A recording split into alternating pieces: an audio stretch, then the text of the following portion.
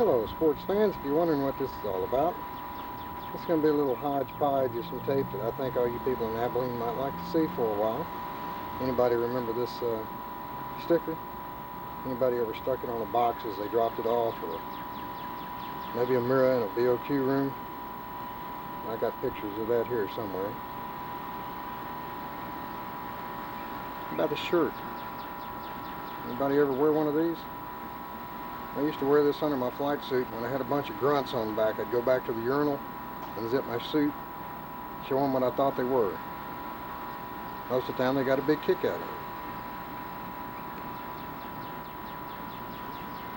How about something like this? I think this was a limited variety. This was done up especially for the folks in England in the 75 rotation, if I'm not mistaken. The back of the shirt says BS 75, and that stood for Bravo Squadron, not bullshit. I might tell you now that this may not be suitable for some younger audiences, in case that surprised a few folks.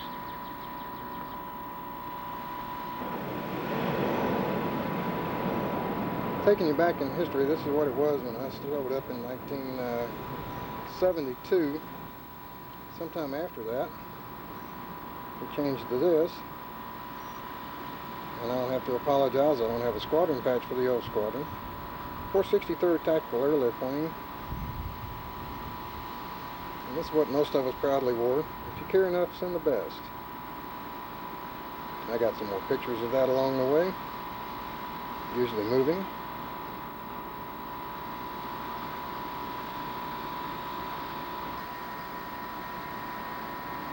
This is a picture of a picture, and eventually it's going to be a picture of a picture of a picture. Something that was taken, I don't want to give you a lot of background on it right now, but this was the red and white checkerboard. I've got some footage in here. You'll see of it getting painted and repainted.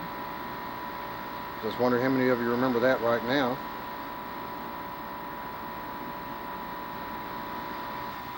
For those of you who's wondering who's presenting this tape, I'm going to let it be a little bit introductory here with this West Texas warning from the 463rd Tactical Airlift Wing, Dallas Air Force Base. The date is 26 March 73. I'm having problems reading it through here, so I'll read it from the other side. It says, pizzas a la carte. Recently a 463rd TAW crew member was grounded. A result of improper procedures? No.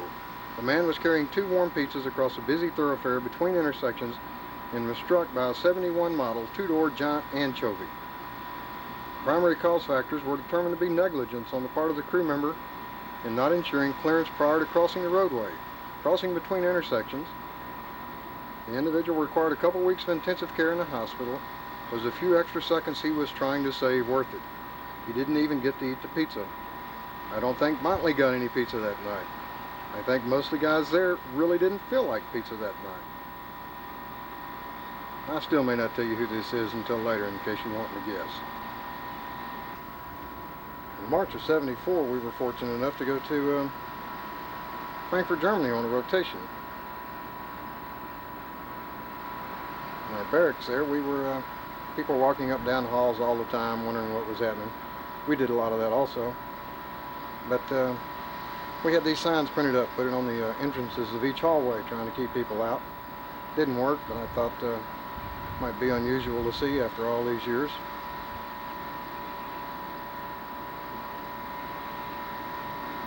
Bob Lee, if you're there, I'm sure you're going to appreciate this. This is still another still picture. It says King Green Finney, Abilene or Bust, Mali and Mauritania. It's on the side of a brown and green trash machine, and oddly enough, I think Bob probably got in a little hot water over that when he landed. We went through some weather on the way home, but it still didn't wash it off, and I think there were a few words said to him at that time. The rest of the footage you're going to be seeing now is going to be transfers of 8mm movie films going back to the VCR, and I hope to make it sweet, short, and hopefully very entertaining for you.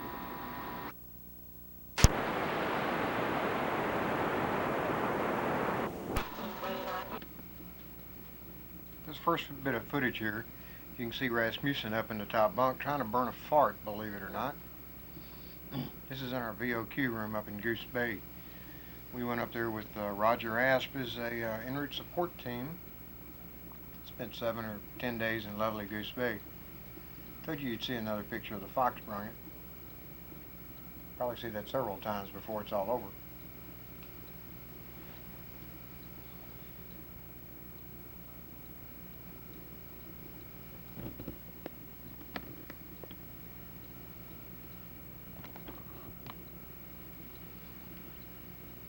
Rasmussen and I had some big plans. We were going to put us together a long film of the rotation the way that he and Hal had done in South America.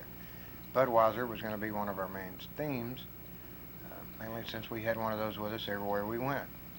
There's our hero. I'll go ahead and spill the beans. That's who's sending you all this tape. I hope that you enjoy it. There's our daredevil again. Watch how he does this and he doesn't spill a drop of beer. It's incredible. You can see we didn't have much to do with our time in Goose Bay until the airplane started coming in. Me taking a picture of myself, it looks like. And surely I go up and take a look at the sticker again. Absolutely, if he can find the focus.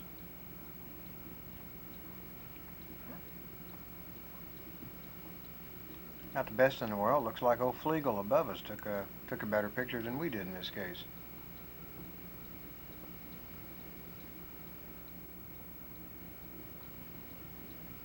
Well, let's see. This is the VOQ office.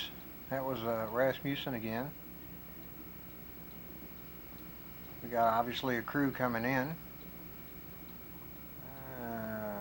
Aaron Prochnow, Tom Epperson. That's it, Tom. I knew that was you. Maybe it wasn't Tom. Y'all are going to have to help me out on some of these. It's not real good footage. Now I can tell him that's base ops at Goose Bay. That's Rasmussen helping someone get back across the big pond. Obviously he's having a good time. Just watch him.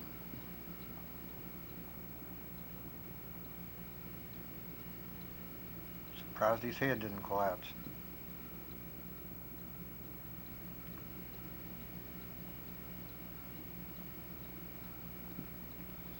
VOQ office again. Looks like Bill Thompson.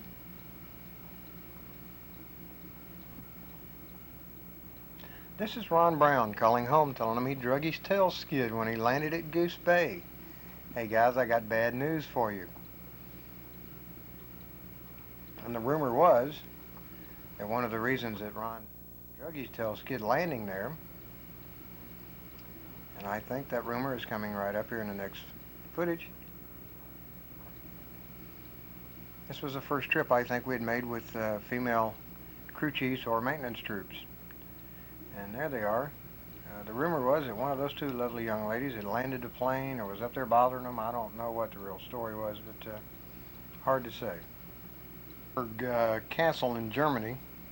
You're going to have to be real quick, but you can see some hero shots of someone that's going to be there perhaps. Looks like, yes, I think that is Danny Reagan. Al Erickson perhaps. Remkus. Y'all have to guess who some of those folks are because I couldn't tell you from a distance.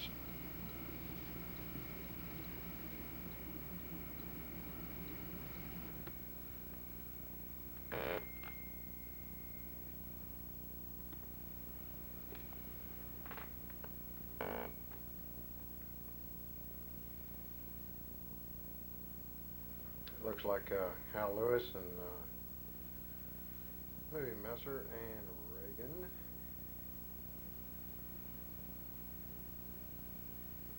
Whole group of us again. Gary Evenson. Looks like we're having a good time. Everybody's out to enjoy themselves. I think that's Rastus holding the camera, standing on his head. Typical tourist, everybody taking pictures of everybody taking pictures.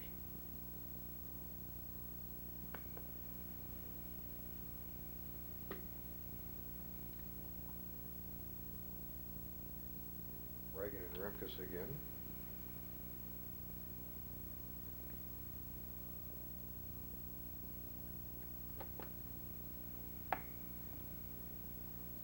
Looks like we took a pretty good group with us that day. Looks like Bontley coming up with a limp.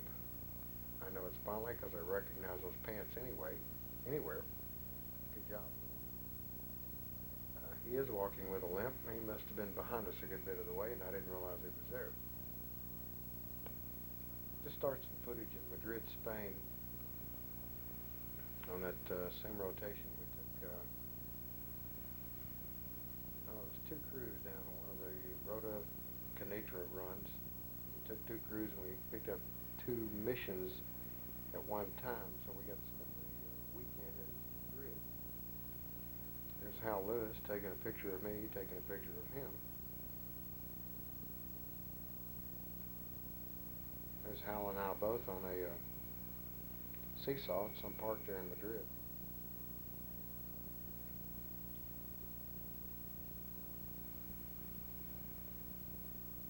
And we're going to try to beat the little girls over to the seesaw. I hope Hal doesn't push her out of the way. Nobody beats her there anyway.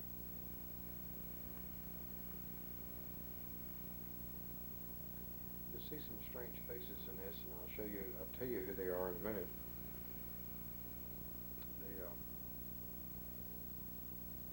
A couple of days earlier, we had gone to Palma de Mallorca and Menorca, 2 islands there in the Med, and picked up a Army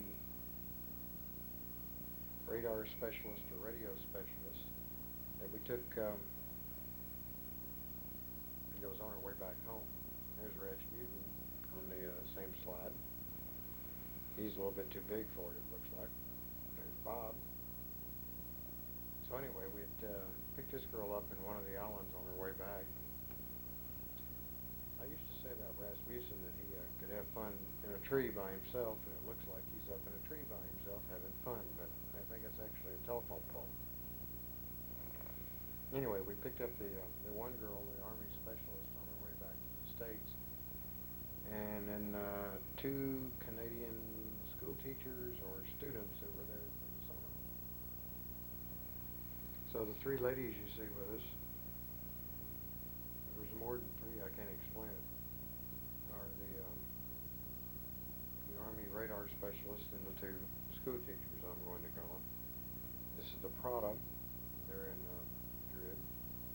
Everybody's coming out. There's Hal and Bob and Mike.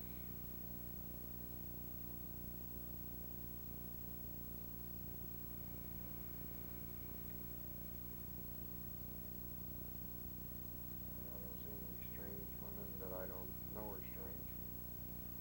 Now there's more of them there. I don't know him. I just thought that was a good picture to take. So anyway, we had a weekend to kill there in Madrid with these, with ourselves and these 3 young ladies.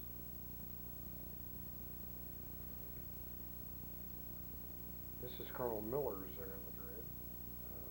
Local tourist trap for the military.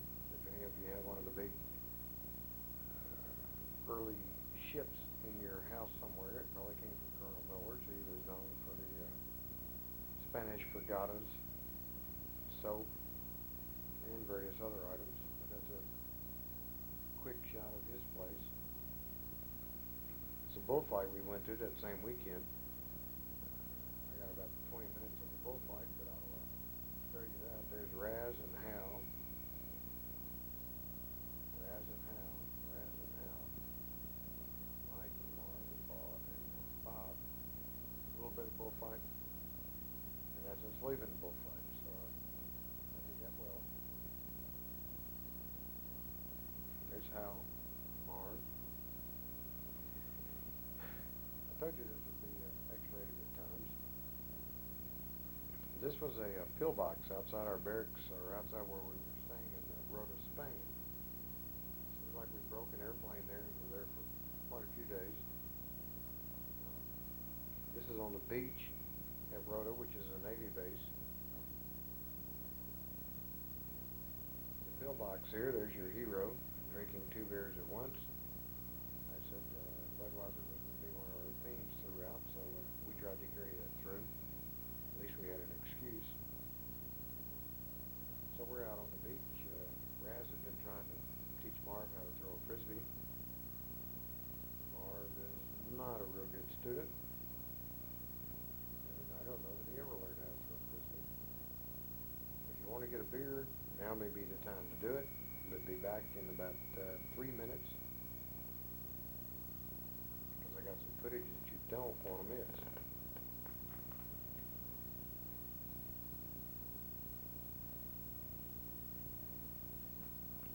This is just jacking around on the beach. Throwing a frisbee. We're going to build a castle in a minute. And then perhaps one of the highlights of the evening. Actually, since y'all are having a get-together, I'm sure it won't be one of the highlights, but it is some pretty good footage. So stand by. It's something you'll enjoy. As Raz gets his frisbee out of the water, thought he had lost it to the deep 6. And there we go, building a sandcastle. That's Raz standing up. Hard to tell. There's Marv coming in with a board. We've got the probably the crew chief in here with us. I don't know who all these folks are. I know who most of them are. This some of the locals stopped Hal and asked him about his camera, and since he didn't speak of the lingo, he's trying to tell them what it cost and what it's worth and how much he overpaid for it.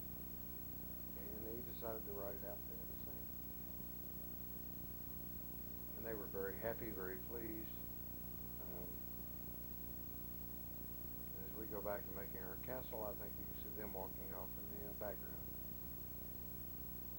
So anyway, it's a sand castle here, and as this castle goes up, so does the tide, and we get big time problems. But not to be outdone. Mark feels like he's already been outdone. He didn't think it was so cool. I think we can put up a retaining wall and protect it. So this means some heavy work. People start taking off their shoes, knowing they're going to have to get out there and work hard. You can see the wall coming up. And Hal's digging around and decides to move some water instead of some sand. Nice retaining wall. Maybe it'll outlast the tide. Doesn't look like it though. Hal's about to get his butt wet. No. Yes, he did. He did get his butt wet. And there's the finished product. Oddly enough, there's a bottle of Budweiser on top. I said that was going to be one of our central themes, and it carried through here, it looks like. We always had an empty with us. Tried to always have a full one with us. Bring everybody back. Bring them back from the kitchen, quick. Okay. Here's Mike saying, okay, coast is clear. 1974, streaking was a big thing in Europe. People were running up and down the Frankfurt Theater, and we even did some to the nurses' quarters upstairs of where we were. This is one of those instances the names will be changed to protect the ignorant. If you're wondering why that's quick footage, we had 3 cameras set up, and we were going to do this, splice them all together and get all the good angles. Since it was quick, I'll run it backwards here and let you take another look at it. In fact, you can even see at least one person taking pictures other than this camera. So here we go. They're coming back over the hill. Mike hollers out, "Coast is clear!" And the leader of the group, who remains to be anonymous unless you recognize something about him, obviously proud of what he's got. He's ready to strut his stuff. And they're off. And it looks like the number 2 dog is ahead by... No, never mind. There was one camera picture taker. And they come back over the hill. I was trying to get the finale. I got the start and the end, and I couldn't tell you how long they ran. Must have felt like forever for them.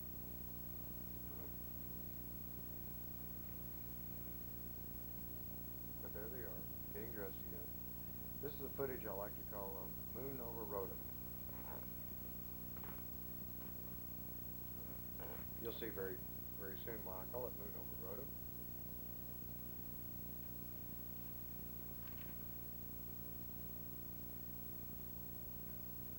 Yes, it was a beautiful night. The skies were shining. It was a full moon, and it was a good night to spend some time on the beach. That's the remains of the castle. Don't know what happened to the bud bottle. Probably got trashed at sea. This particular weekend, we were staying in a motel slash hotel complex. Had a bunch of Navy dependents living there, and the kids thought it was great to go out and throw a frisbee with Raz and Hal, Mike, Barb. They had a good time. So did the guys, as you can see.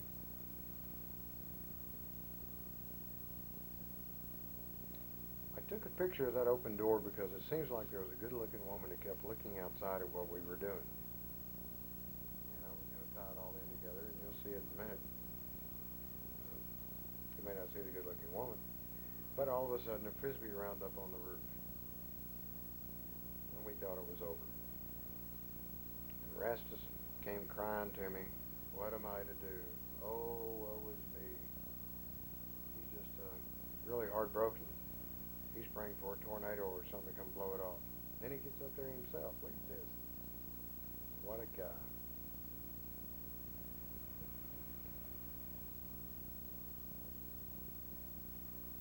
American ingenuity, American know-how, never give up. Someone's over on the other side of the complex hollering him, "To your right, you idiot, to your right."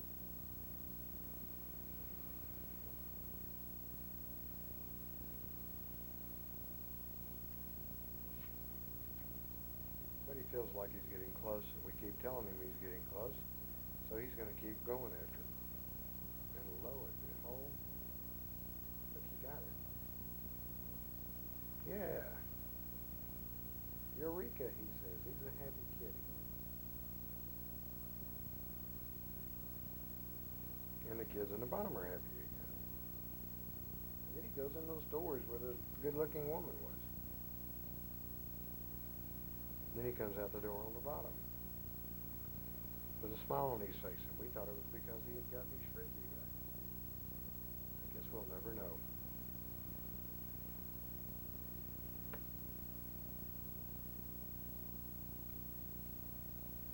Here's our hero again with his crush the beer can trick.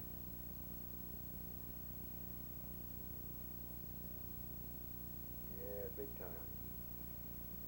There's Raz, looks like a statue with a pigeon dung on his head. Marv realizes all of a sudden it's not pigeon dung, but it's a beer can. But it's a good thing Marv brought out some full ones. I think that was probably a dead soldier. And there's Bob, still in his flight suit. I don't know what he's trying to do.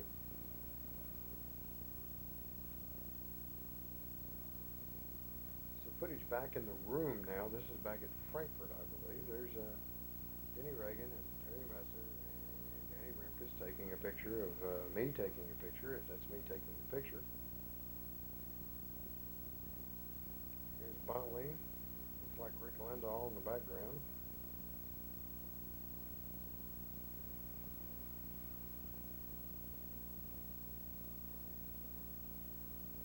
Obviously the room in Frankfurt. There's an empty, I don't know how empty it is, but that was a case of Bud anyway. This footage is coming back from somewhere, and heaven knows where, or whatever mountains we're flying over, but this is in there to show that there's a herky turd going back to where we just came from. You know, we were talking to him on the radio at the time, and anybody that wants to, they can say they were in that airplane. I won't refute them. This goes back now. This goes forward to the 75 road to Mildenhall. And that's B and B by Think on top of the pyramid. Not real good footage, but we'll see some more in a minute. That's pretty good footage of a room there.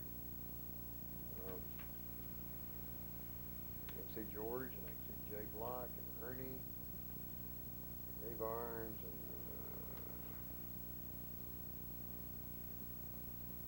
Jay Block. Yeah, there's Jay.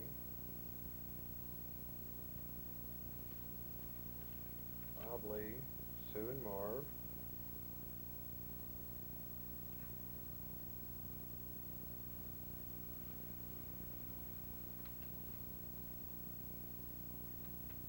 Dino. Terry again. A road car.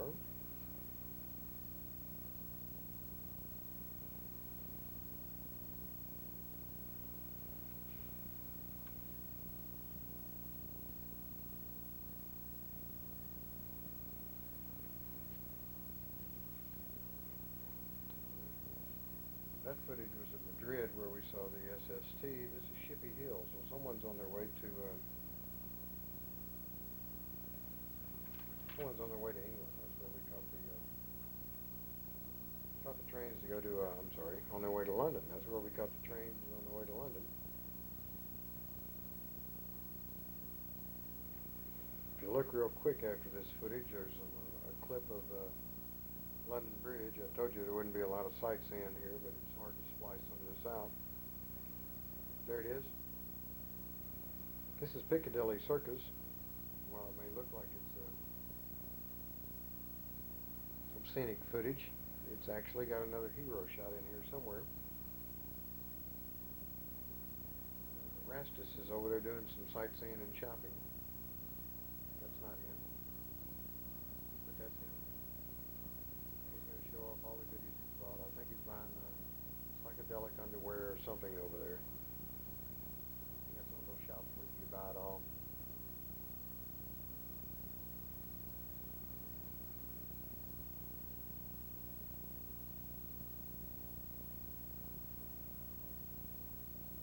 There's Jack again, doing something with some big statues. Looks like he's trying to take on the family jewels. Hard to tell. That's one thing I don't have on display here in the house. Back at the barracks. Looks like some real military troops here. Got hard hats and everything. We did set alerts on this rotation for problems down in Greek or Turkey or somewhere. But that may have just been duty crew. Here we go with the Budweiser theme again. This is a famous Budweiser beer. We know of no brand produced by any brewer that costs so much to brew and age. Our exclusive Beechwood aging produces a taste, a smoothness, and a drinkability you will find at no other beer at any price. Thank you. He thought it was fun, and he's got on a Heineken t-shirt. That is absolutely disgusting. But he's having a good time. Oop, looks like somebody's got battery problems. They're in a road car. A gentle shove will get things going. It must not have lasted long, because that looks like Rastus coming back in with a battery charger. Yes. Here comes someone leaving. There goes someone leaving. And George gets involved in this somehow. I think they're trying to steal his beer. They have a little tug of war here, and whoever's in the car don't want to come out, but George is not going to let him get away. And it looks like a jack in the box. It comes popping out, but I don't think that was me. It took me a while to understand if Raz was coming or going here, but I think he's trying to get up. Looks like Steve Dyer and maybe Dino there in the window. Looking Raz in. It's across the parking lot, so that's Brand X's barracks. Middle boys on the other side.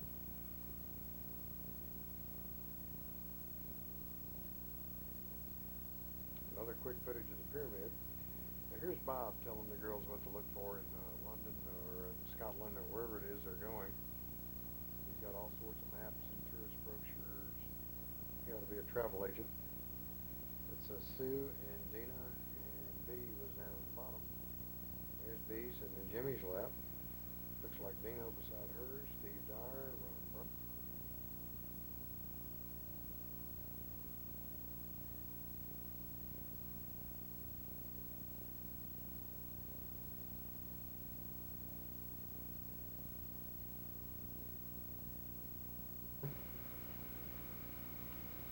Now this may be the England road. I have no idea what that was. Anybody that knows what Dino's trying to breathe there as it burns or whatever it does, let me know. I'm curious.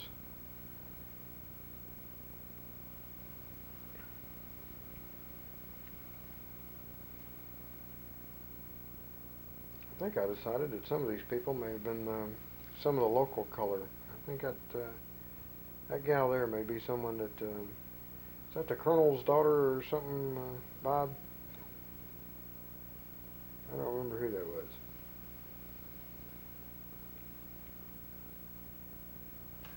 This is loading up to go home, and I think this footage takes us back to Frankfurt.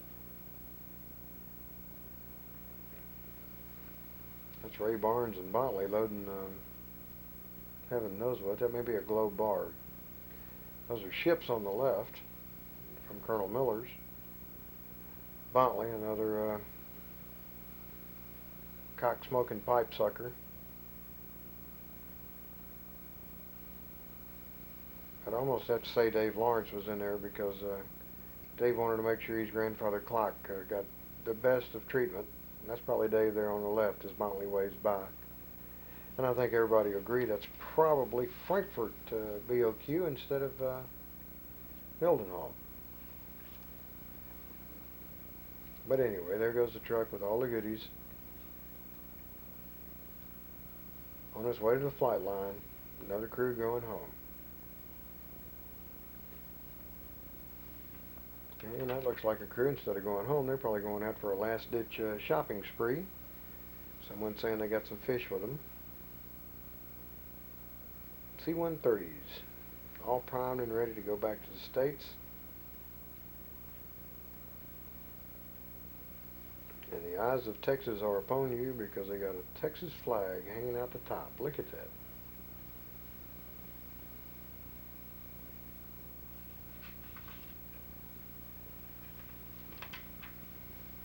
But there it is, someone flying the proud colors, and they're getting ready to go home, I think.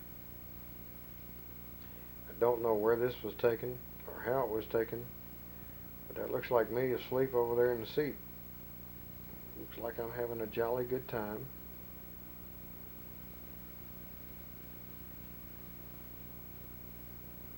No problem, we can make it. I wonder if that's the one I stayed up all night on because, yeah. This footage, I'm not sure who this is. I think I eventually decided it was Rimkus, but maybe not. It's more footage of the tape, of the patch,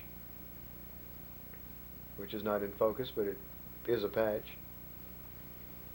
And readily turns around and looks at you. I can't imagine why he's got a helmet on, but he had a shit-eating grin like Rimkus. Back at the room at Frankfurt again, and that's Roger Asper's Snake. I think this is Frankfurt.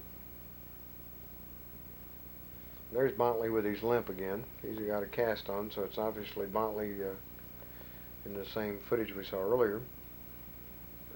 Bontley's too old to think about things like this, but at that time, 15 years ago, he thought that fold-out was something special.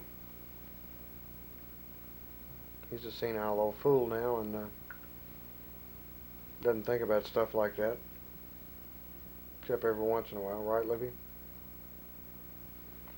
Dave Lawrence. Dave liked to run around in his underwear all the time. Lynn Rollins there in front of Bontley.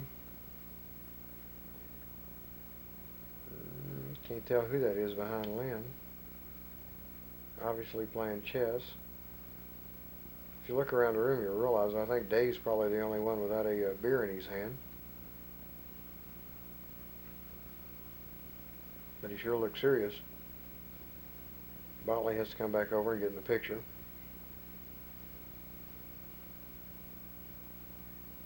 There's Bob Lee again. Load loading up the back of an airplane. Looks like they're going home. I can't believe we'd take that much luggage on a 2-day trip. I think you'll see Chief Ivy in here. Yeah.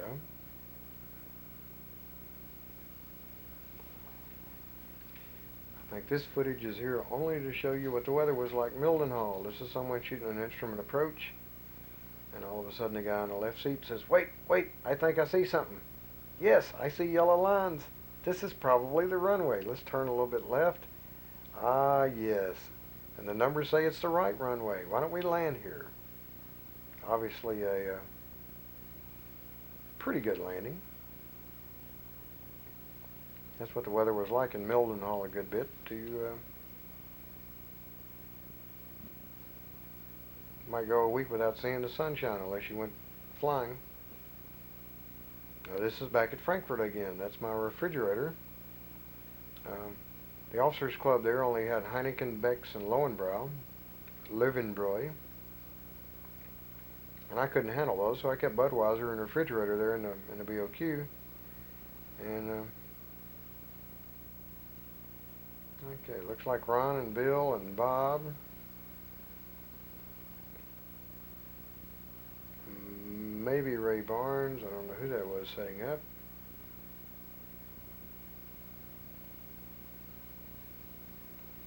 Looks like Larry Story, perhaps.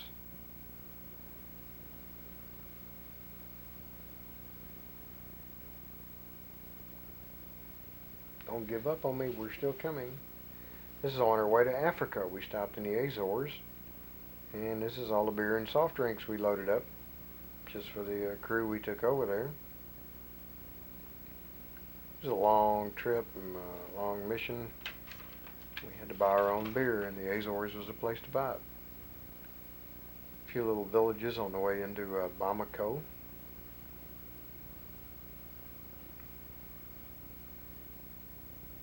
Not a whole lot of hero shots in here because there wasn't a lot of crews there. I think we'd only had 4 or 5 crews. 4 crews and 3 airplanes, I think. This is Timbuktu. We got to go up there as they were finishing up in Timbuktu. They had a special ceremony. Pay attention to the clothes they're wearing, because the clothes these guys are wearing are the bags that the grain came in. And they just got holes in them, and that's what they wear. Timbuktu, whatever. I don't know who the full bird is.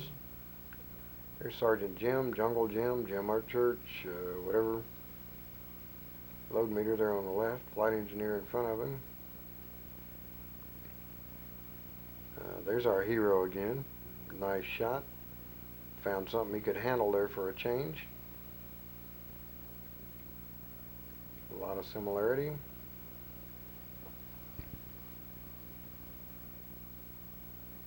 That's the flight surgeon we took with us, or the flight nurse, I believe. Another shot of some of the local color.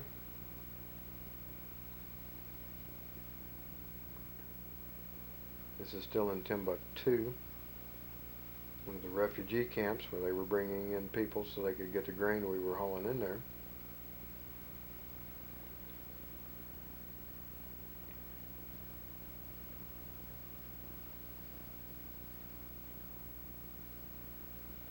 I think I've already apologized, but I wound up going to Africa with Bob Lee and Aaron Rasmussen again. There's Rastus taking a picture outside the van, taking a picture of the inside of the van.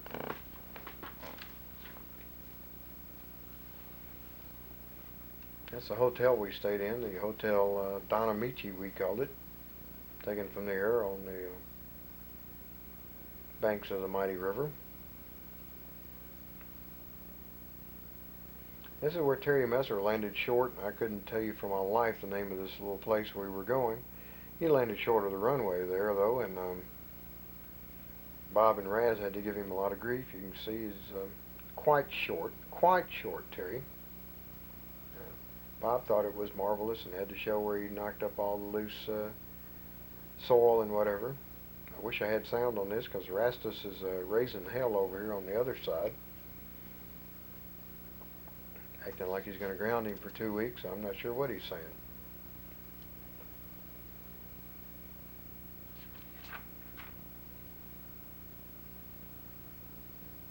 Ahab the Arab, Sheik of the Burning Sands.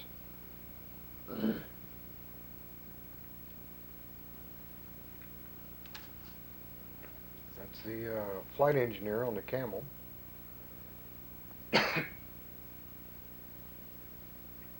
And I think we all get our turn with hero shots getting on a camel.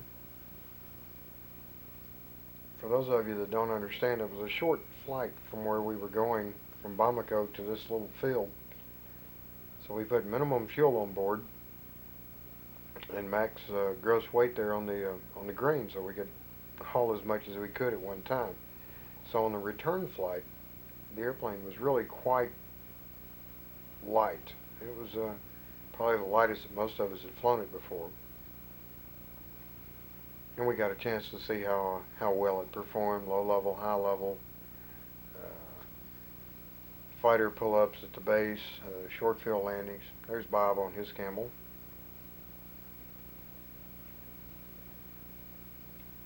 Bob said that was the most excitement he had the entire trip. He was in Africa.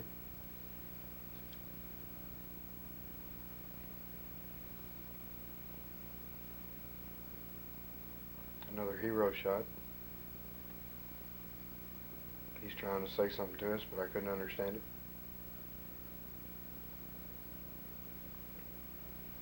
And there's me again, so I did get some footage of me on a camel.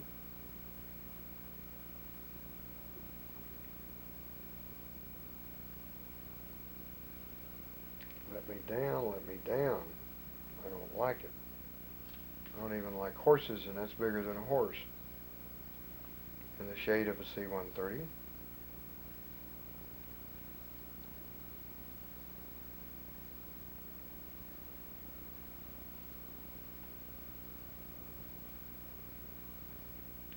Probably the only reason I didn't get Rasmussen on tape is because while he was riding a camel, I was taking pictures with his camera. So he's probably got some good footage, and I'd like to see some of that someday, Rastus.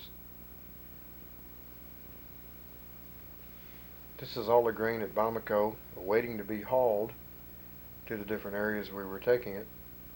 As you can see, it looks like a bunch of little ants hauling the stuff back into the 130. That was prisoners, if I'm not mistaken, loading the grain there. We took off early morning before the sun came up, so there's some footage of the sun coming up for those of you who's never seen a sunrise.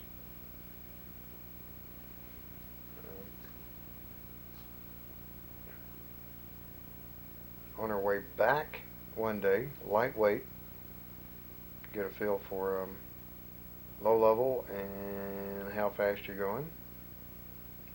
Not an F4, but still fairly impressive.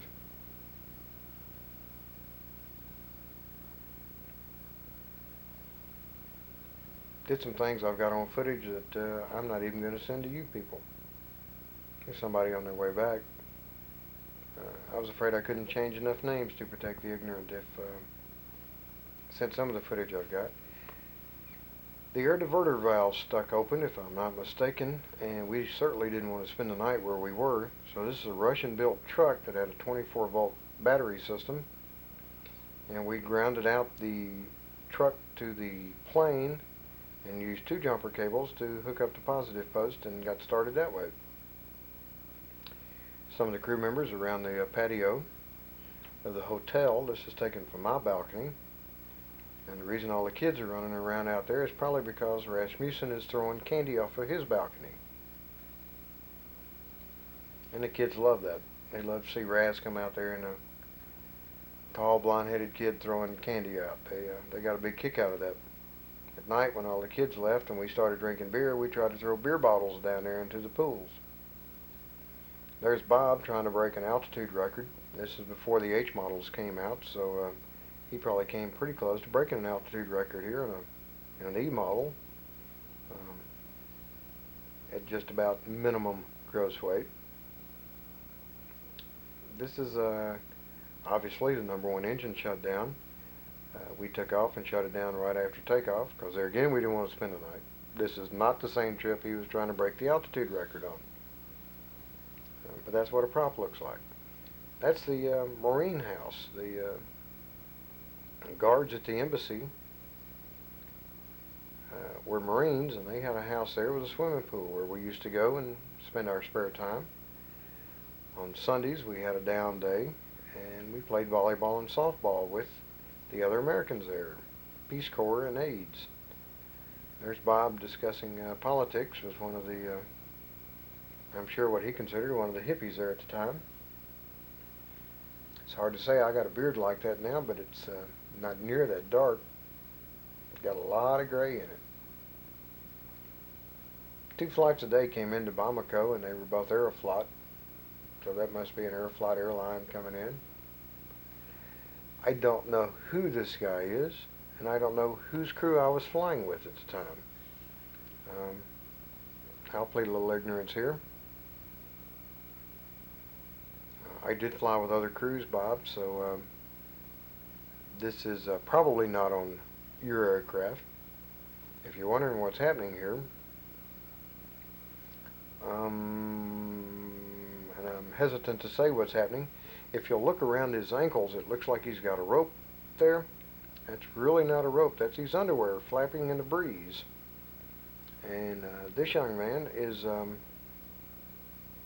doing a hell of a job of mooning Bamako, coming back in. And I think we were trying to buzz the Marine House again, hoping that there would be 2 or 3 crews out there laying on their backs, sunning around the pool, and we'd get a good glimpse of what we had to show here. Probably some very rare footage. This is the only footage of this particular feat that I know of in existence. And any rebroadcast, reproduction, or other transmission or other use of this footage is expressly prohibited without my consent. But feel free to watch this one as many times as you'd like. And anybody who wants to know who it is, call me and I'll try to remember his name. Anybody who wants to know whose crew it's on, I'll probably forget. This is Nawakchat, what we call knob job. And this footage is only here because of Colonel Solomon Harp, who was our fearless leader out of Tampa, I believe. And he was the man over there ramrodding the operation. And I got some pretty good footage of Captain America and Jungle Jim here. No, I don't think that's Jungle Jim. I think that was our cook or someone that we took over there with us.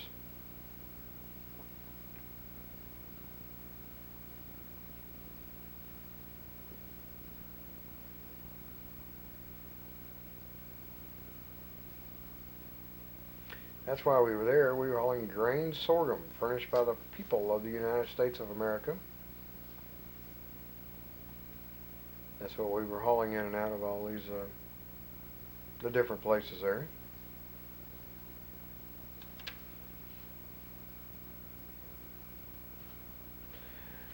And I think that's on our way home. It says Captain America, Smiling Jack, and Jungle Jim, and the crew of animals. And I led this off by saying the writing on the side of the 130 was Bob's plane. That may have been Terry's. Someone else will have to tell me that at a future date, but I'm not sure now who had that written on there.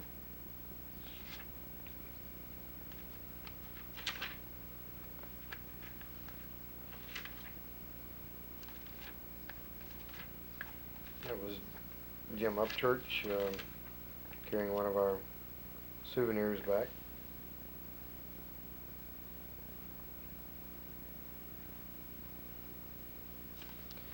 This is a Christmas party at the squadron. If I'm not mistaken, it's probably Christmas of '74.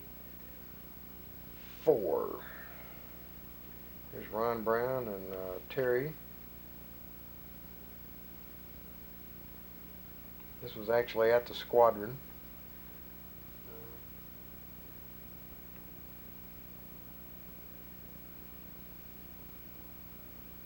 I'll let you pick out some names. It looks like Bill Thompson in the background there.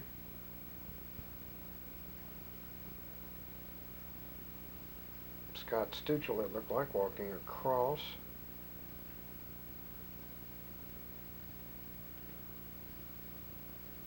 Didn't look like a real fun group at the time. There's Ron Brown and Sharon Messer. County story behind her, Jimmy Buttry.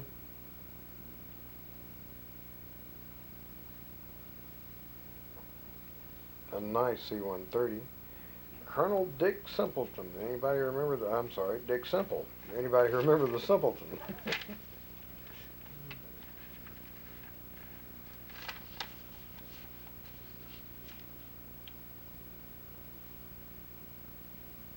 There's Terry again.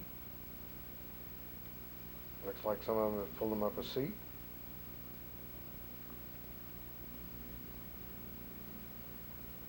If you look close, you'll be able to see Colonel Henry, or Big Dick, otherwise known as Big Dick. I think that's the only footage I'll have of him. And there he is, right in the center of your screen.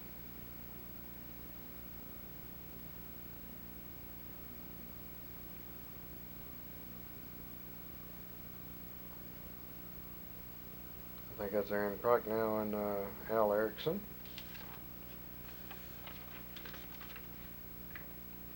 Footage here quickly goes. Probably that following Sunday.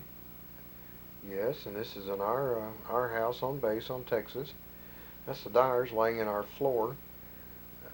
Used to gather over there on Sundays for football games, believe it or not, during the winter. I've seen as many as 3 TVs going. Steve must have enjoyed that, because Candace went back for seconds. It's hard to tell, but I think that's a football game on the TV. There's Marv, and looks like Bontley on the floor, and Dina. And maybe Sue holding, they tell me that's my son. It's hard to tell.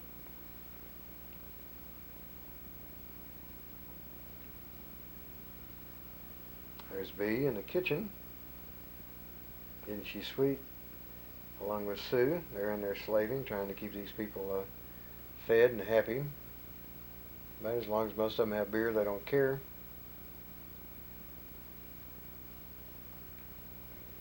And that was Bill on the floor.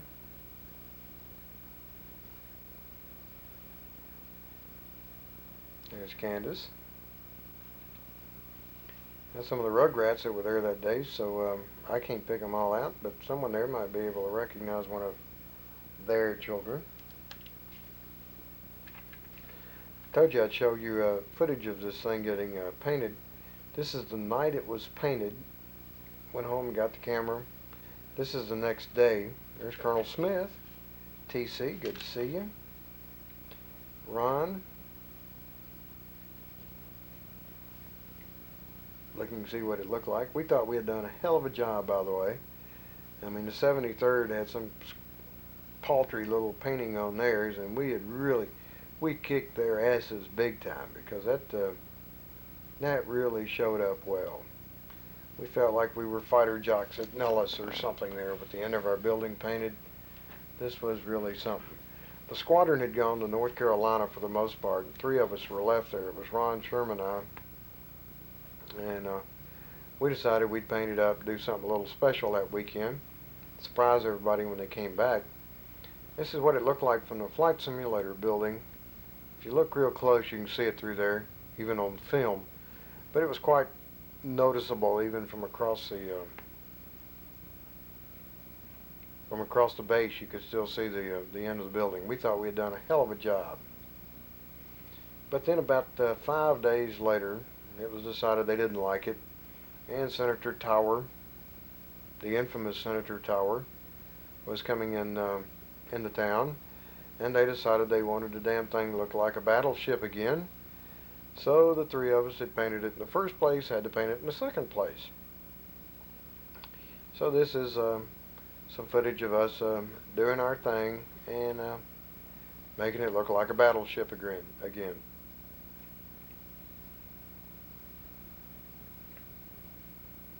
Oh, it's sad. That was me over there taking some still pictures, so that tells me I probably painted some. That doesn't look like my handwriting, so I probably didn't do that. But then again, I might have. Looks like that Ron and Sherman are doing all the work. Good footage, Ron. Now that you're retired, I bet you might think about going into painting houses full time. Looks like those hands and arms were made for that kind of work. He's obviously having a good time, see?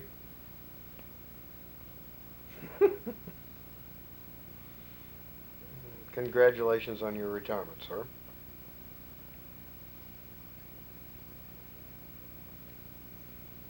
Really pretty sad.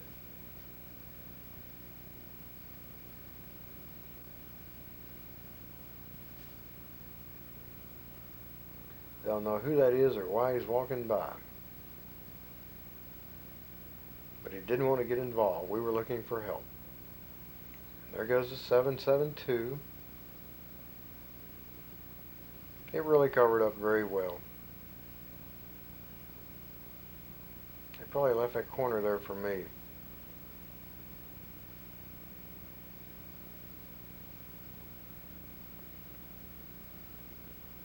I got tears in my eyes. I hope this is over soon.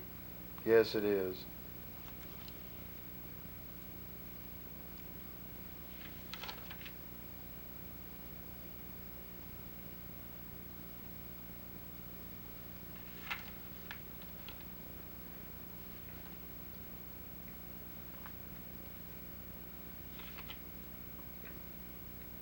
That looked like Tom Epperson taking some still footage. He may have taken the picture y'all saw earlier.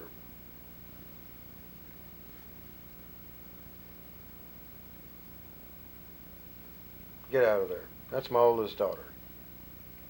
She's 20 now and a junior at Memphis State. This is a volleyball game at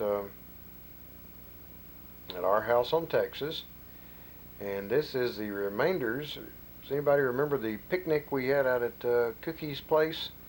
Where we had cabrito and I loaded up 3 kegs of beer in the back of the damn station wagon and I think we only drank one of them.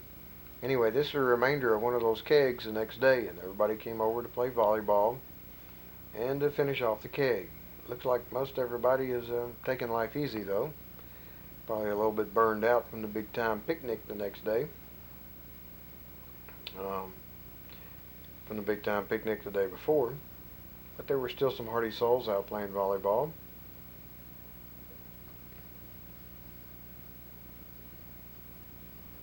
And I can't pick out anybody but Gary Evenson, it looks like. So y'all have to see if you can recognize anybody or not. I picked out a few in this one earlier, but I'll keep my mouth shut here.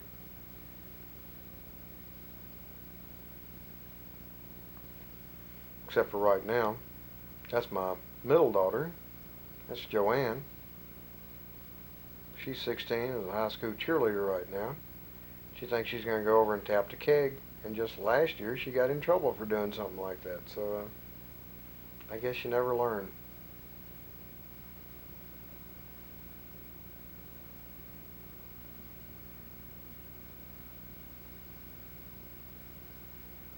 Can't believe all the kids involved in this. Looks like everybody's got a kid.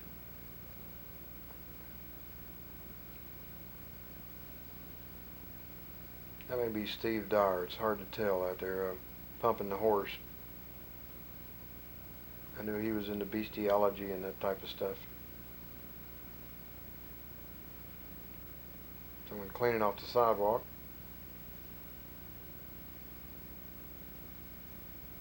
That may have been mine cleaning off the sidewalk.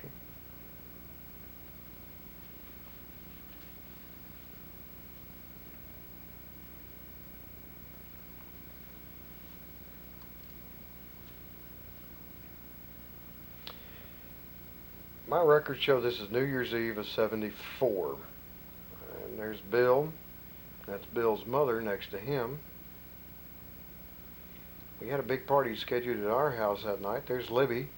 Big party at our house there again on Texas that night. There's B over in the chair.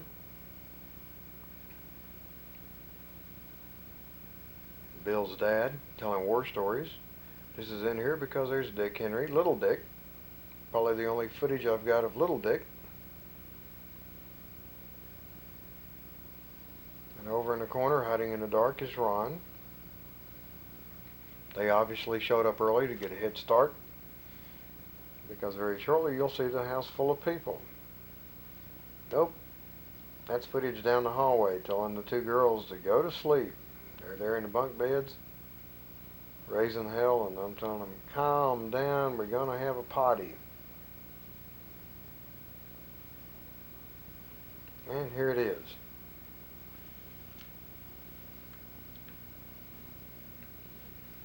There's Rastus, and we're not even on a trip. I think he's talking to Miss Smith, or Colonel Smith's wife. There's Babe Keating.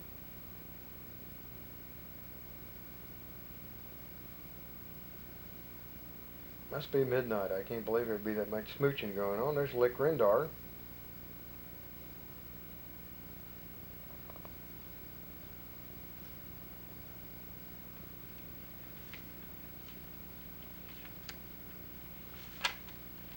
That may be Aaron.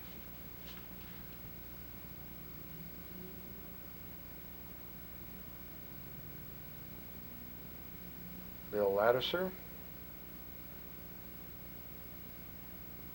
Bob Lee coming out with another drink. Colonel Smith.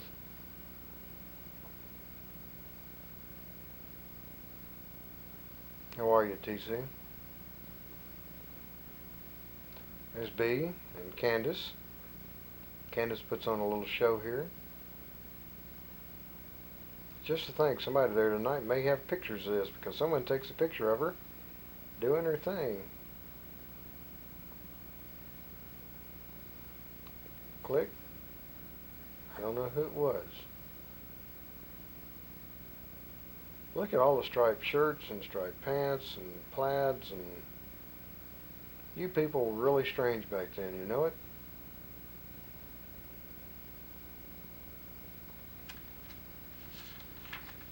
There's Gary.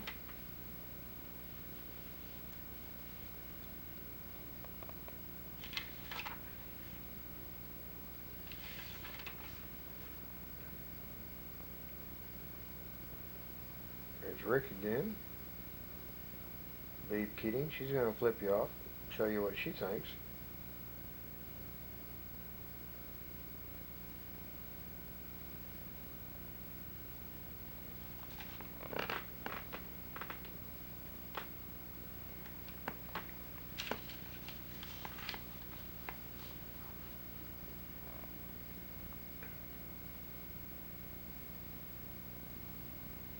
Alright, all you women folk can leave if you like, or you can stay around. I don't really care. This is the last portions of this are going to be some flying footage without a lot of hero shots. This is the ORI of 74, January of 74. The drop zone was there next to the runway. My records show that it's CDS drops. I no longer remember. There's not a drag chute, so it probably is CDS.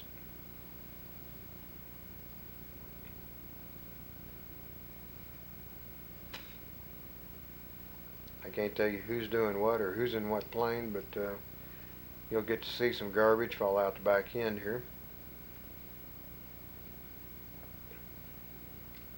Sorry, it looks like it's off-centered. I was doing that down in the basement in John's room, and must have bumped it in the dark, and I'm not going to go back and refilm it.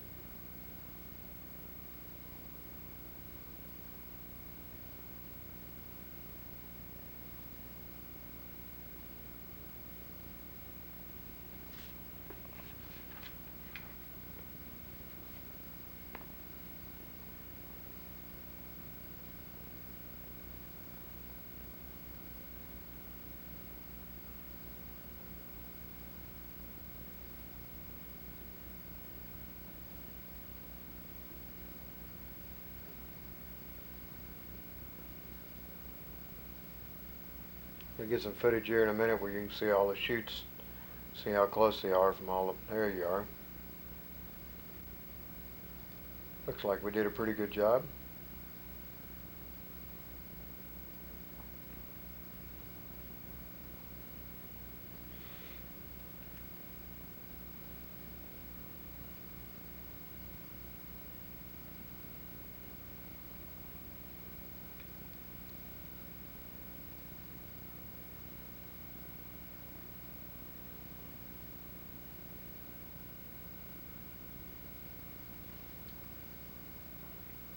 During this lull, I'll take the opportunity to say I wish we could be with you over the 15th. But we'd already planned this trip to Hilton Head. For those of you that are wondering, it'll be B and I, Gary and Missy Williamson, Bill and Libby Bontley, and all their kids, all of our kids and all of Williamson's kids, Gary McCoy and his two sons, and Sue Mitchell-Henry. We've been planning this for about a year, and it was too late to back out of it. If y'all do this again, be sure and let us know, because I'd have been there at a drop of a hat otherwise.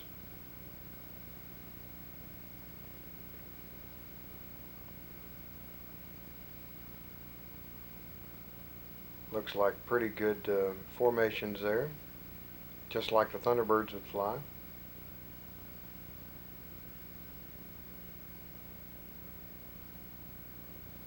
I don't know how that footage got in. This is a trip that Mike Scott and I made as a support team for the Thunderbirds. I didn't take a lot of footage of the Thunderbirds because I thought there were some more impressive things going on.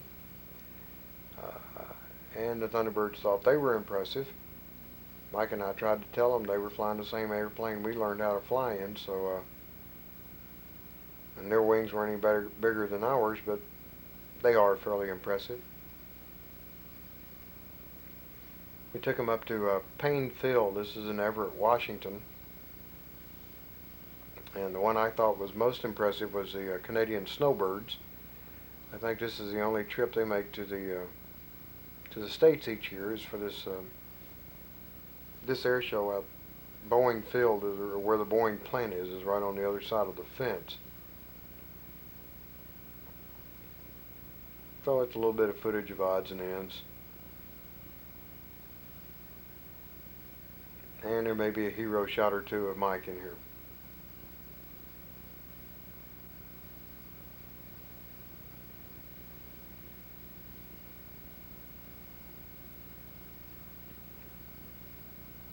There he is now.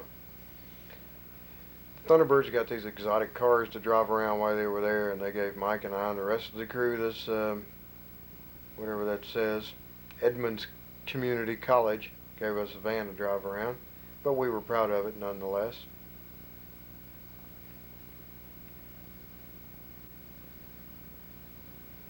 That may have been Mike's first mission as an aircraft commander, I'm not sure.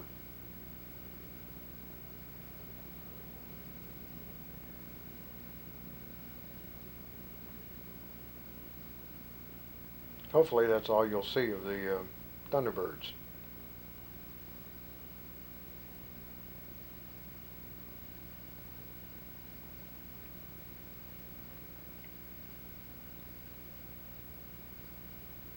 It's a British Falcon. I think they call it like the Flying Overcast or something like that. It was a big old airplane, and when he landed they told us he'd done all those maneuvers on one engine.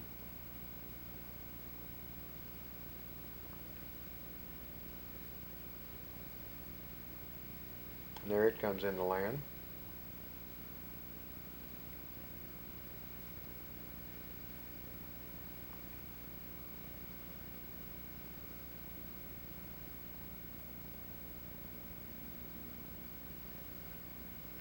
This is what I thought was impressive. This is the Canadian Snowbirds.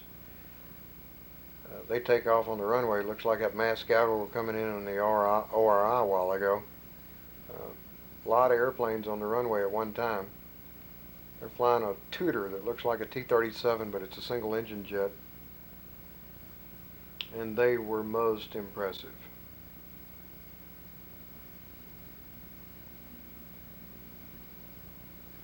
And the weather behaved. The low overcast that day made picture taking pretty nice until you looked right into the sun.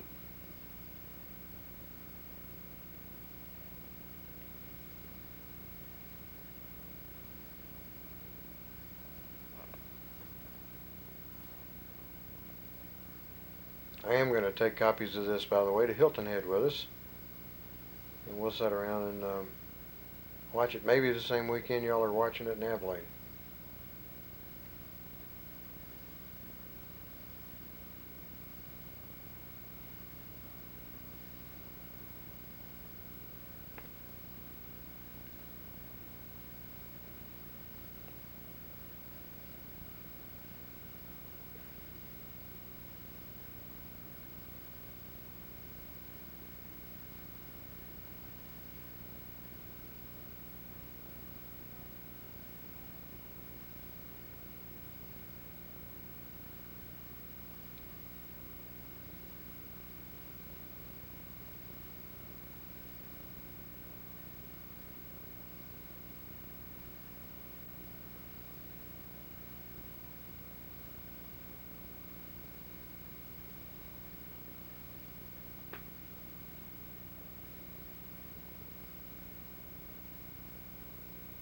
There's Mike Scott again. That's got to be soft drinks because I can't believe we'd be drinking within 50 feet of the airplane.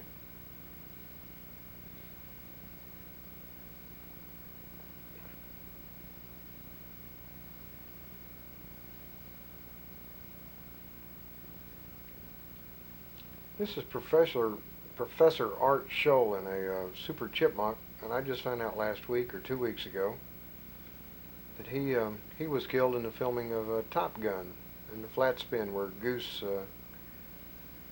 was killed. He was taking footage in a flat spin and didn't recover, and they dedicated Top Gun to him. He does a maneuver here called the Lumchevak, where the airplane loses all semblance of an airplane, and all the little lifties in the air are no longer there because it's just tumbling. I got that on footage for any of you aviation buffs. That's not it. I think it's coming up shortly,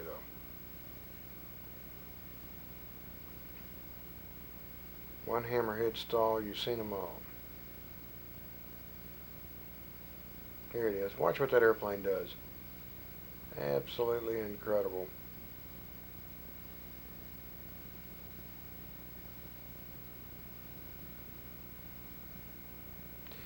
That's it, sports fans. Y'all have a wonderful weekend. Think about us. If we get the phone numbers connected here in time between one place and the other, give us a call. It's been real so long.